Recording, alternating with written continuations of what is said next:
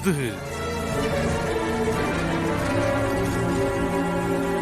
ஏங்க இது வர்ஷினியோட நகை இல்ல?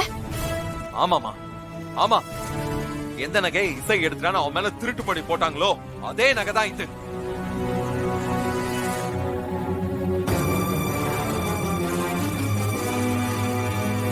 டேய் விஷால், இந்த நகையெல்லாம் உன் கைக்கு எப்படி வந்துச்சு? இந்த நகைய ஒரு அடகு கடையில இருந்து கொண்டு வரேன். என்னது, அடகு கடையிலையா? ஆமா,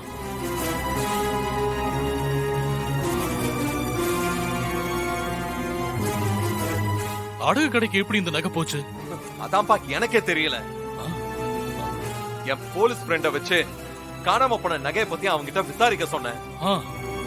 அவன் தான் ஒரு சேட்டு கிட்ட கங்காங்கிற ஒரு பொண்ணு 6 லட்சம் ரூபாய்க்கு நகையை அடமானம் வச்சிருக்காங்கன்னு சொன்னான்.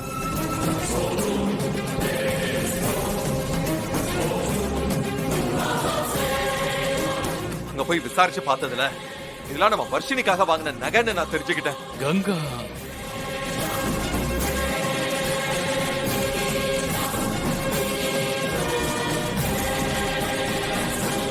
அந்த கங்கா யாரா? அந்த பொண்ணுக்கு இந்த நகையெல்லாம் எப்படி கிடைச்சது? அந்த டீடைல் என்னன்னு தெரியலப்பா. ஆனா அந்த பொண்ணு கடையில கொடுத்த போன் நம்பருக்கு கால் பண்ணி பார்த்தோம். ஆனா போன் ரீச் ஆகல. ஓ,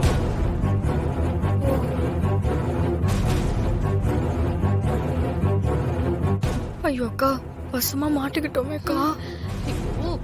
ஸ்ரீஜா, அந்த பொண்ணு மேட்டர்லாம் எனக்கு இப்பதானே தெரியும். இப்ப பாரு இப்படி சமாளிக்கிறேன்னு.